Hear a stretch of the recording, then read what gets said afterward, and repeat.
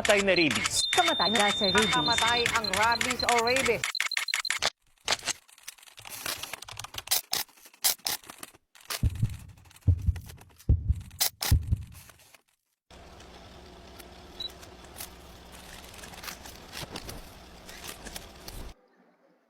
Ano ba yung rabies na yan? Ba't napakaraming balita dyan? Delikado ata yun eh. Saka balita ko nakakamatay din. Pag sinabi kong rabies, anong nasa isip? Nakakatakot? Rabies is a fatal but preventable disease. Delikado kahit maliit ang sugat. Deadly. Convulsion. Came from animals. Walang cure. Dog was through kakagat ng mga infected animals. Paralysis. It Then affects affect the brain. Fatal virus. Delikado. Fatal but preventable. Infection. Hydrophobia. Nakuha sa kagat ng aso. Rabies kill. Alam niyo ba na ang rabies ay isa sa mga seryosong sakit dito sa Pilipinas? Ito ay isang virus na madaling mapunta sa tao kapag ito ay nakagat, nakalmot o nadilaan ng hayop na may rabies. Kapag lumitaw na ang mga sintomas, halos laging nakakamatay ang sakit na ito. Sa taong 2023, 356 ang namatay sa buong bansa. Sa taong 2024 naman, umabot ito sa 426 katao. 45% ng mga kasong ito ay dahil sa mga alagang aso o pusa at marami sa mga iyon hindi nabakunahan o hindi alam ang vaccination status. Sa taong 2025, naitala naman ang dahan-dahang pagbaba ng kaso pero hindi pa rin dapat tayo makampante.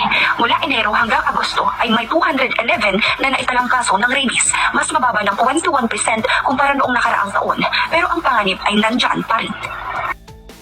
Kahit na may pagbaba na ng kaso ng rabies sa taong 2025, ito ay nananatiling delikado.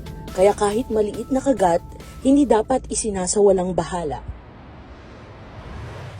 Okay lang po, maliit lang naman. Pero di ba delikado yan? Dapat kagad magpatingin. Sino ba dapat magbibigay ng tamang informasyon? Dapat nating malaman kung ano ang gagawin sa ganitong sitwasyon. Hindi pwedeng basta iwan na lang. Baka lumala.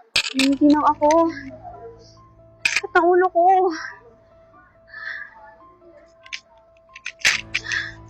Kaya Karen, ano nangyayari sa'yo? Hindi ko din alam. Hala, baka sinyalis na yun ng rabies.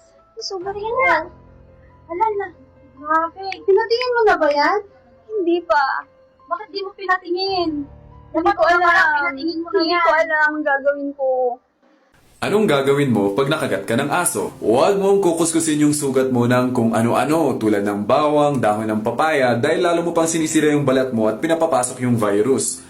Huwag mo ring pinapadugo dahil di mo lang pinipisil palabas yung dugo, pinipisil mo rin paloob kaya wala ring gamit yun.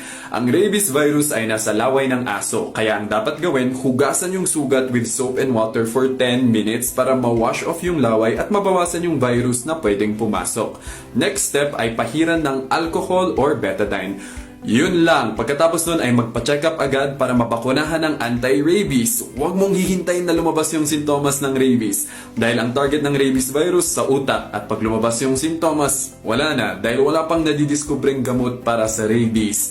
Kaya magpa-anti-rabies vaccine agad para maiwasan yan. Karapatin natin ipakita at ipabakuna ang ating mga alaga gaya ng aso at pusa sa mga pinakamalapit na veterinary clinic sa ating bayan. Rabies iwasan! Buhay